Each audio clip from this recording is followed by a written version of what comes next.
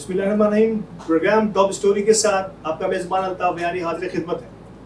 آج کی ہماری ٹاپ اسٹوری لاک ڈاؤن، تاجر اور حکومت سندھ. یقینی طور پر اس سارے سیناریو میں، اس لاک ڈاؤن کے سارے سیناریو میں تاجر برادری اور حکومت کے درمیان جو مارکہ آرائی ہوتی رہی، جو معاملات اور مشاہدات ہوتے رہے، اس کو آج ہم ڈسکس کریں گے. آج کے اس پروگرام میں ہم نے تاجر رہنماؤں کو آج کے اس پروگرام میں دعوت بھی دی ہے، اور خاص طور پہ آج کی ہماری ٹاپ اسٹوری ہے کہ تاجر برادری کو حکومت سندھ سے ملا SOP یا لالی پاپ. اس پہ ہم بات کریں گے. اور ہمارے ساتھ تاجر رہنماؤں میں ممتاز شخصیت اور سندھ تاجر اتحاد کے رہنما، اور اس پورے پروسیس میں صف اول کا کردار ادا کیا، اور جمیل پراچا صاحب ہمارے ساتھ موجود ہے. جمیل صاحب بہت بہت شکریہ ہمارے پروگرام کے لیے وقت نکالنے کے لیے.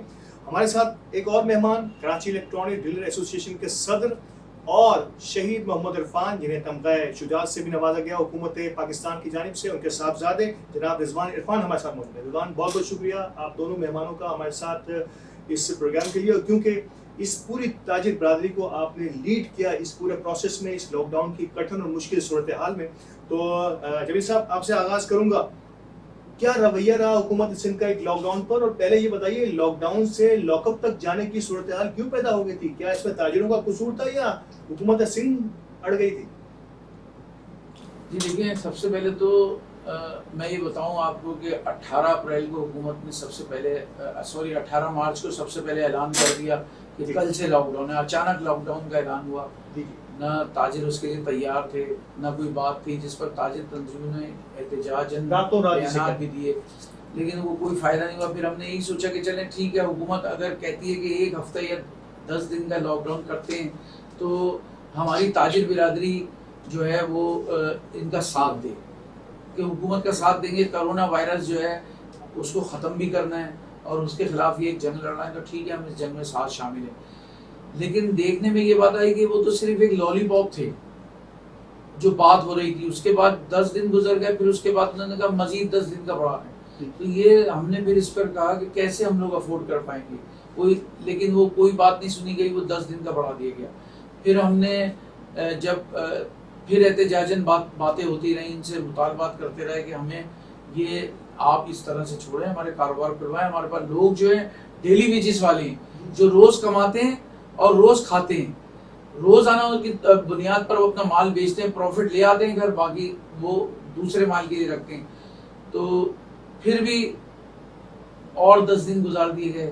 تو مہینہ جب ہو گیا تو پھر تو تاجروں کا بالکل ہی بھرکس نکل گیا سمجھ لیں. پھر ہم نے آواز اٹھائی کہ یہ ایسا نہیں ہونا چاہیے، اب آپ یہ کھول دیں ورنہ ہم پھر خود کھول لیں گے. پھر انہوں نے ہمیں بلا کے وزیر اعلیٰ صاحب نے میٹنگ کی. تو بتایا آپ نے ان کو وزیر اعلیٰ کو کہ کتنا نقصان ہو چکا ہے؟ شاید ان کی آنکھیں بند تھیں. آپ لوگوں نے تاجروں کے نقصان کا تخمینہ لگایا؟ اس وقت 120 ارب روپے کا نقصان ہو چکا تھا صرف کراچی کا. تو ہم نے وزیر اعلیٰ سے یہی کہا کہ اب گھروں کی پوزیشن یہ ہے تاجروں کی کہ آپ جو ہے گروہوں کے گھروں کے چولہے بند ہو گئے، بھوک ان کے گھروں میں بھوک اور افلاک ناچ رہی ہے. جو اوپر والا ہاتھ تھا وہ نیچے آ چکا ہے. وہ لوگ جو کبھی ہم نے جن کو کسی کے سامنے شرمندہ ہوتے نہیں دیکھا، وہ راشنوں کی لائنوں میں لگے ہوئے ہیں. تو یہ کیوں یہ پوزیشن کر رہے ہیں؟ آپ خدا کے لیے اس کو کھولیں. تو انہوں نے کہا کہ ٹھیک ہے، ہم 3 سے 6 دن کے اندر اندر وہ وفاق سے اجازت لے کے آپ کا کاروبار کھلوا دیں گے.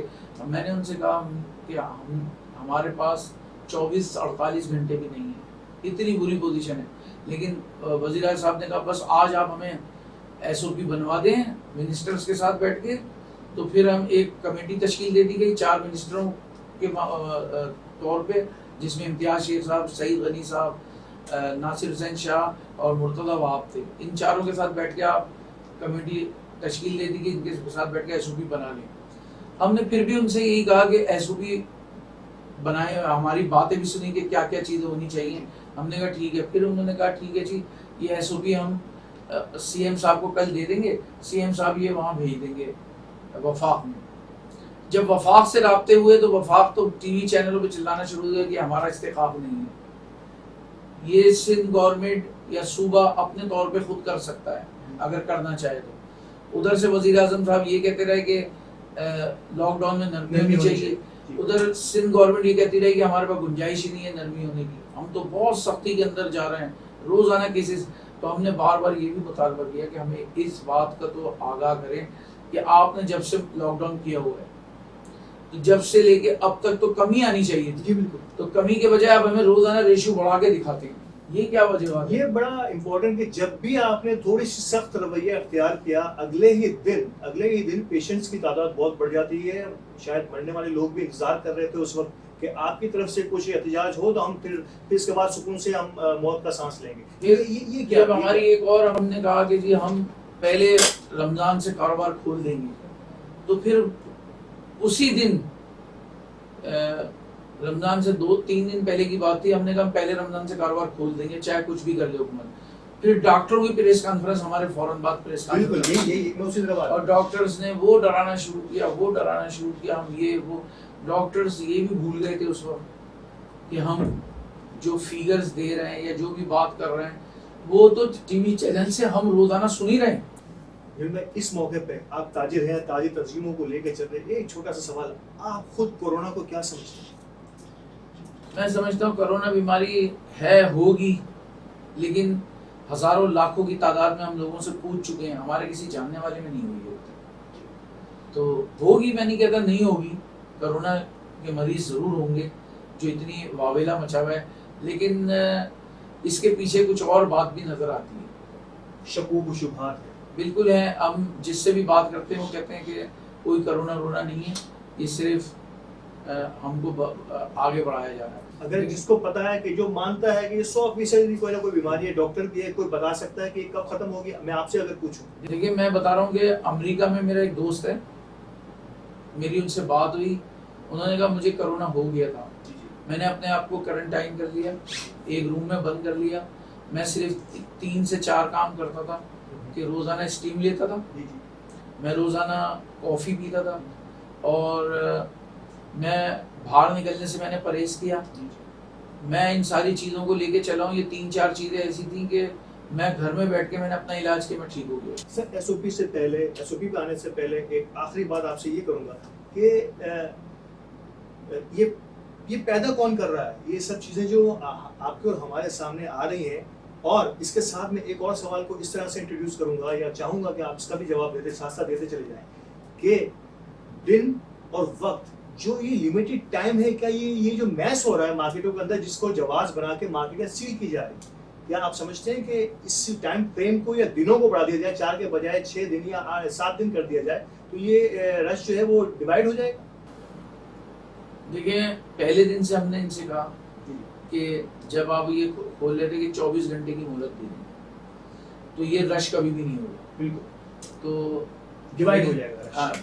وہ مہلت نہیں ملی, بلکہ وہ 8 بجے سے 4 بجے تک کا لاک ڈاؤن کر دیا گیا کہ چلیں جی. ہم نے یہ سوچا کہ کچھ کھلے تو صحیح, لیکن جب دیکھا ہم نے جب کھلا تو ظاہر ہے ایک 3 کروڑ 75 لاکھ کی آبادی کا شہر ہے, 3 کروڑ 75 لاکھ کی آبادی کے لوگ جب گھروں سے نکلے ہیں 2 ماہ بعد, تو ظاہر ہے اپنے کوئی اپنا پیٹ کاٹ کے بھی انسان سوچتا ہے بچے کے لیے کچھ خرید لیں, کوئی نہ کوئی خریداری, اور وہ بھی یہ مسلمانوں کا سب سے بڑا تہوار ہے. بالکل, رمضان المبارک کے بعد عید الفطر کا جو تہوار ہے, اس میں ہر مسلمان کی کوشش ہوتی ہے کہ اپنے بچے کو کم از کم ایک سوٹ تو پہنا دے. بالکل, تو اس کی وجہ سے میں سمجھتا ہوں بہت بڑا ایک رش پڑ گیا, اور جس میں ہم سے جو ایس او پیز کی بات ہوئی تھی کہ جی سوشل ڈسٹینس ہوگا, ماسک, گلوز اور سینیٹائزر کا استعمال ہوگا, ہم نے اس کو ایگری کیا تھا. جب ہم نے یہ دیکھا کہ رش ایک دم بڑھتا چلا گیا تو حکومت نے ہاتھ ہٹا لیے. جو پولیس اہلکار, جو ٹریفک مین, جو سڑکوں پہ ہوتے تھے ٹریفک پولیس یا پولیس اہلکار, وہ سب ایک دم سے غائب.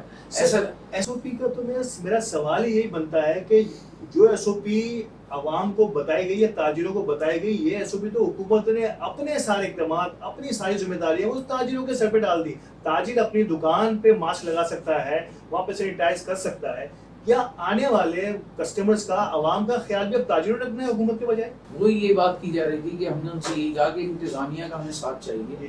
انتظامیہ کے لوگ ویسے بھی ایک باوردی آدمی کسی 10-15 لوگوں کو 20 لوگوں کو آرام سے ہینڈل کر سکتا ہے. ایک سادہ کپڑوں میں اگر کسی سے کچھ بھی کہتا رہوں وہ نہیں سنتے بات. تو یہ تو حکومت کو ہمارا ساتھ دینا پڑے گا اب بھی, اور ہمارا مطالبہ یہ ہے کہ ابھی بھی جو دن بچے ہیں ان تمام دنوں کے اندر کاروبار ہونا چاہیے. یعنی اس میں 4 دن کی 3 دن کی جو چھٹی ہے وہ نہیں ہونی چاہیے.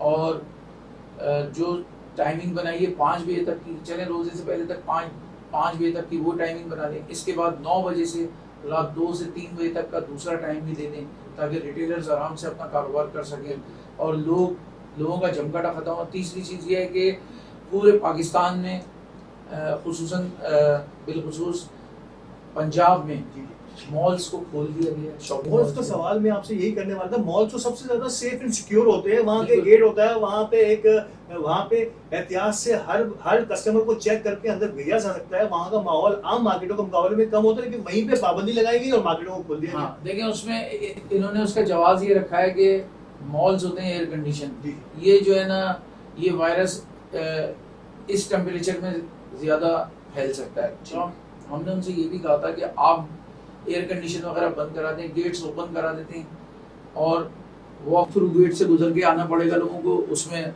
جو ہے نا ہر چیز چیکنگ کی ہو جائے گی، لیکن وہ انہوں نے کھولنا نہیں تھا، ابھی تک تو نہیں کھولا ہے مالز کا۔